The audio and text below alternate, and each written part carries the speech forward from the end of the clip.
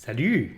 Bienvenue à tous dans cette nouvelle vidéo comme prévu sur le magicien sombre. Alors sortez vos grosses baguettes magiques, sortez vos grimoires parce qu'aujourd'hui on va dominer nos ennemis à l'aide de la magie noire.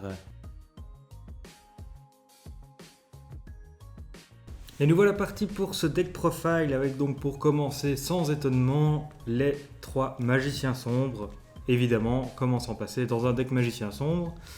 Ensuite, les 3 bâtons du magicien, très utiles, combo starter. Vous en avez souvent besoin dans votre mat de départ si vous n'avez pas toutes les ressources nécessaires, si vous n'avez pas la main parfaite. 2 apprentis magiciennes, toujours utiles pour avoir un monstre sur le terrain et aller chercher un magicien sombre. Une magicienne de ténèbres, juste pour le combo avec la fusion ou pour pouvoir faire la fusion si vous n'avez pas de magicien sombre. C'est également un très bon target pour les âmes. Alors, je sais ce qu'on va me demander, est-ce qu'il faut investir dans les âmes? Ça coûte super cher. Je sais, c'est la meilleure carte du deck, c'est une très bonne carte de façon générale, vous pouvez la rentrer dans plein d'autres decks. C'est une carte qui fait plaisir, investissez dedans si vous le pouvez, vraiment, surtout si vous aimez les magiciens. Bah voilà, vous allez pouvoir rentrer là-dedans, mais c'est clairement pas une carte perdue, c'est pas un investissement perdu. Je vous conseille vraiment d'investir dans cette carte. 2 kaiju pour contrôler. Donc là, comme j'expliquais l'autre fois, dans l'autre vidéo, on est sur un deck qui est plus contrôle anti-méta qu'un deck vraiment compétitif. Voilà pour les monstres. Au niveau des magies, une magie de l'illusion pour aller chercher 2 magiciens sombres. La fusion, très important. Les 3 cercles de magie noire, extrêmement important aussi évidemment. L'âme des serviteurs. Alors, si vous ne savez pas ce que ça fait, en fait, ça vous permet de piocher. C'est un draw power qui, en gros, donc vous mettez une carte au-dessus de votre deck. Et son deuxième effet, vous la bannissez du cimetière et vous piochez un nombre égal de Dark Magician et Dark Magician Girl, 2 noms différents que vous avez dans le cimetière et sur le terrain. Donc en général, vous piochez une, des fois 2 quand vous avez réussi à envoyer un Dark Magician et une Dark Magician Girl au cimetière, vous piochez 2. Donc c'est vraiment super en fait. Donc vous pouvez faire même un combo avec le cercle. Vous activez le cercle, chaîne, âme. Avec l'âme, vous mettez sur le top. Et avec le cercle, vous prenez ce que vous avez eu. Voilà, nickel, vous n'avez même pas besoin de magicien sombre. On a les 3 super polymérisations.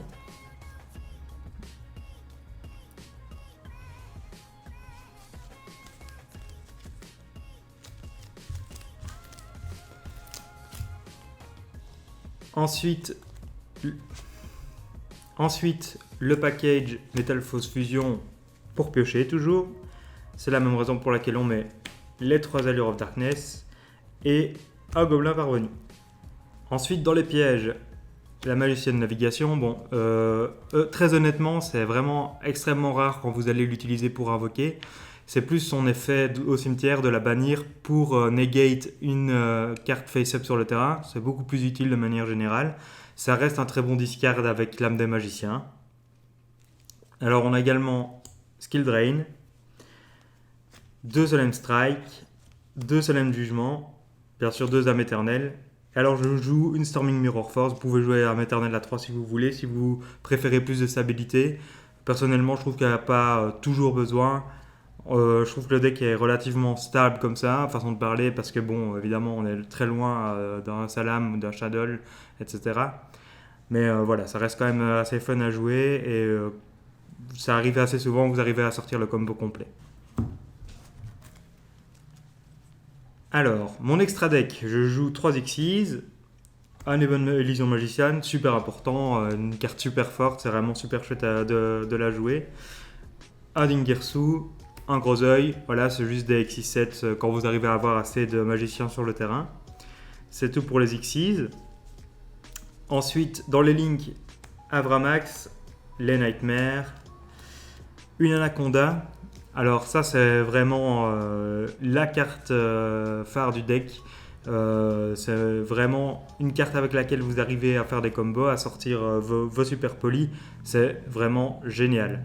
Franchement, si vous l'avez pas, vous pouvez aussi investir dedans. C'est une carte excellente. Je la recommande vraiment. Une IP et un Linkuriboh.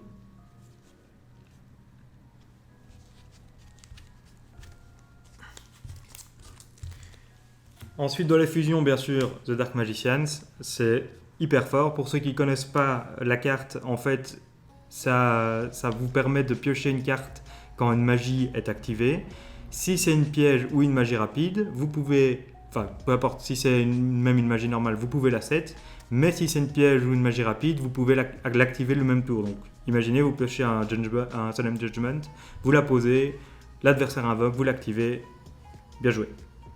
Ensuite, que des targets super polis, Starving Venom, Dragostapelia, Dragon Nécro, choix personnel parce que je trouve qu'en ce moment il y a pas mal de zombies qui jouent. Et un Armaduke, bon ça c'est assez rare quand on la sort, mais ça fait toujours plaisir quand on y arrive. Et c'est parti pour voir comment le deck tourne, donc je vais découvrir la main en même temps que vous. Âme de Magicien, Soul Servant, Cercle, Magician's Rod et Gobelin Parvenu. Ok, donc ça c'est typiquement une excellente main. Alors ce que vous pouvez faire pour commencer, c'est l'effet de l'âme des magiciens. Donc vous allez la spé en envoyant un Dark Magician au cimetière. Hop, mélanger.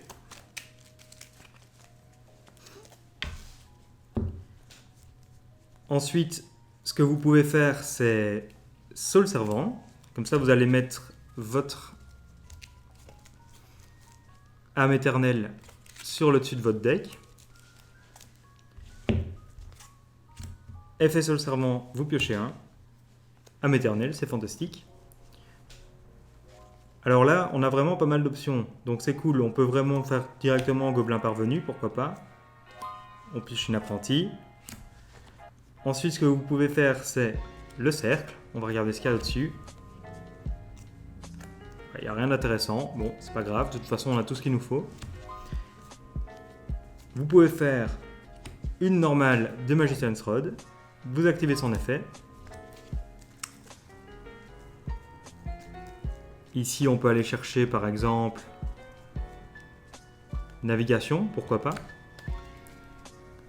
Ou voire même la fusion. La fusion, c'est bien. La fusion, c'est pas mal.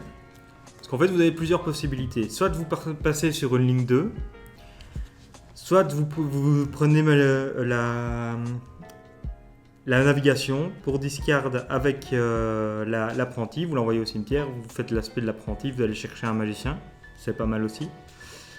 Bon, ici, vous pouvez vraiment faire ça. Vous activez la fusion.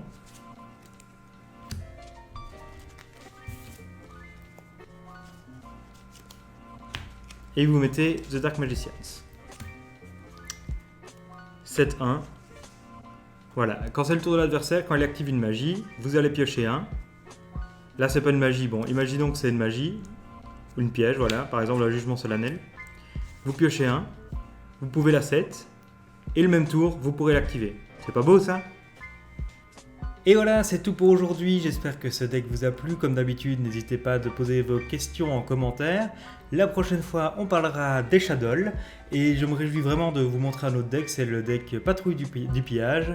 En tout cas, je vous dis à la prochaine fois. Ciao!